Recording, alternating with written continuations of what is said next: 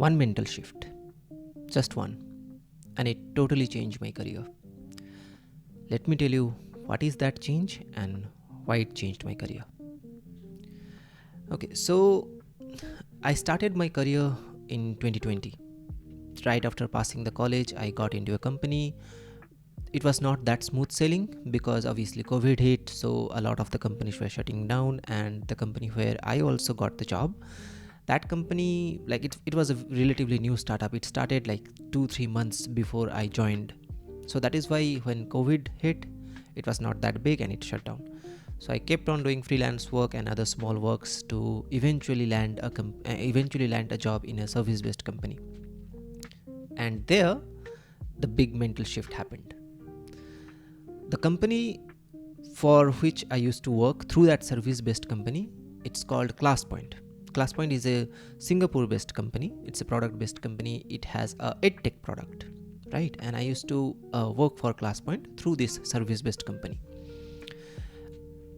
The one thing that I learned while working with the founder of ClassPoint, who is John Yan, he was actually you can say like a personal guide to me, or like who actually built my career. Like if I am a good software engineer today, then most of the credit goes to John, because his teachings, his guidance shaped how like what I do right now and how I became a successful engineer. So when I was working for him at that time, since it's a product based company and also we had a lot of new things to do, two things John told me. First is you need to be efficient at your work, right? That's kind of obvious, like for everyone, they are hearing this tip every single day, that you need to be more productive, you need to be more efficient. And the second thing, which is actually the truth, that is you cannot take shortcuts to be good at your job, or you cannot take shortcuts to do something, to achieve something really good. What do I mean by that? Let's get to the specific point. Whoever is working in a early startup or in a service based company, they are very much familiar with the concept that we have very limited time to do a lot of things. Because let's be honest, when your company is small sized, like a early startup or a service based company, when it's a small size, they don't really have a lot of funds. And also at that time, the only thing that they are trying to do is squeeze as much profit as they can from you. So that is why they will keep on setting deadlines which is way ahead than what an average engineer could handle. Let's say a particular module, a particular task will take 3 days. They will tell that, okay, do it in 2 days or do it in 1 day or something like that, right? For example, even when John was telling me that, okay, this feature will take this much time, my own company was telling me, even when John sets a timeline, make sure you do it ahead of that, so that the company impression is good, or like the company reputation, or John keeps on working with the company, right? So that's like kind of what the mentality is in a service based company or in an early startup, that you need to keep on moving really fast. But the actual tip is you cannot take shortcuts even when you don't have sufficient time. I have seen plenty of engineers who will blame the environment, or who will blame the short amount of time to write really, really bad code. Like, your code is working, that is fine, I can understand it. But it's so hard to debug, so hard to understand, and anybody who is coming, let's say 6 months down the line, to extend on that feature, or to debug it, or to understand the code, or to handle the code base, he will have a total nightmare to go through that code base. That bad, right? And what John told me is, pressure or time limit is not an excuse to write such bad code. The one thing you need to focus is, how can I be more efficient, or how can I improve my coding technique or my coding practices, so that I can achieve a lot more in a short amount of time, right? So just to give you an example, Initially, when I was working with John in ClassPoint, at the time I was also very new to like software. Like I had about what 1.5 2 years of experience, so I didn't know actually a lot of high thinking or like a lot of complex thinking, or even like how to actually structure your code to make sure that it is very efficient and easily maintainable in the long run. I didn't know that. So what will happen is John will give us a task that okay, you need to make this module or this feature, and I will write, let's say, 20 lines 30 lines of code.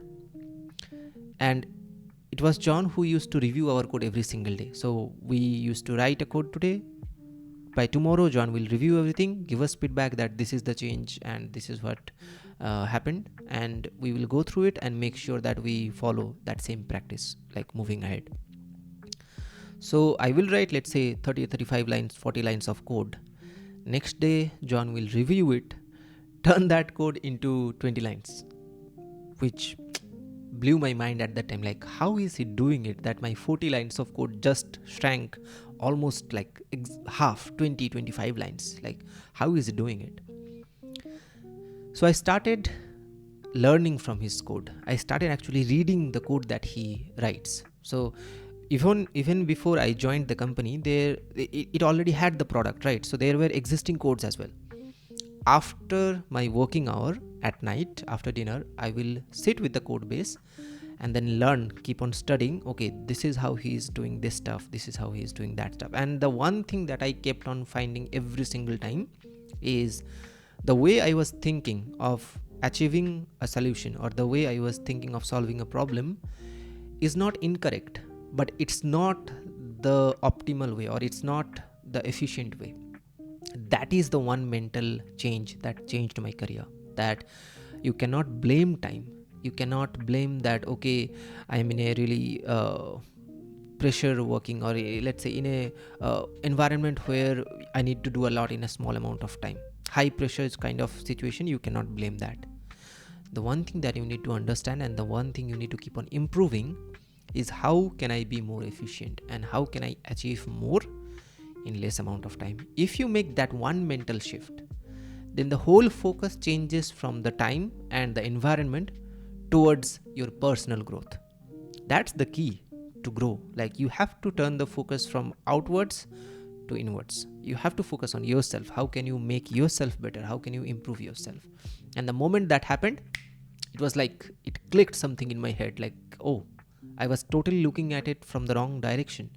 I have to correct my vision and then keep on doing things better way from tomorrow. So that's when I did it. I kept on reading different blogs. I kept on reading different codes that John wrote, and also I went through different every time, let's say, I faced a problem, I had a solution in mind. Like right now also I do it. For example, let's say I have a problem that I have solved. I'll take that code and then I'll put it in ChatGPT or break it down into small modules, and then simply search in Google what are the ways to resolve this problem. And 8 out of 10 times, 7 out of 10 times, I will have an answer from ChatGPT or from Stack Overflow or somewhere, which is one step more efficient, or one step ahead of what I have done.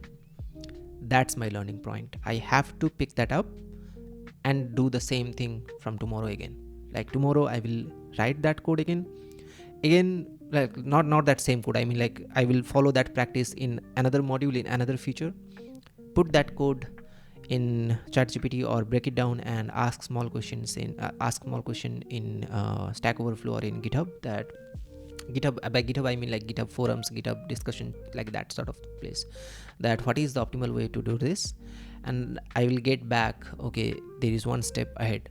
Keep on doing this until you have received this answer that this looks good enough, because that happens right now as well, that there are a few times, 4 or 5 out of 10 times, that I have received the answer, your code looks good and good to go. So until that happens 10 out of 10 times, I have scope to learn. That is the mental shift that I made to make sure that my career skyrocketed from just an average developer to somebody who can become eventually a top engineer, right? So I will say stop blaming the environment, stop blaming others. There is a very good quote from Harvey Specter. If you have watched Suits, which is just a web series, if you have watched that, there is a very good quote from Harvey Specter, which is, winners don't complain, losers complain. Winners try to achieve what the goal is, whatever is the situation, in whatever situation they are thrown at. So whatever is the situation, instead of blaming the situation, think how can you be better at that situation, or think how can you still perform your best in that situation.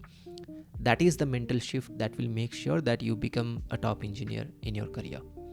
So with that, I encourage all of you to think differently and to become a better engineer starting from tomorrow. Thanks.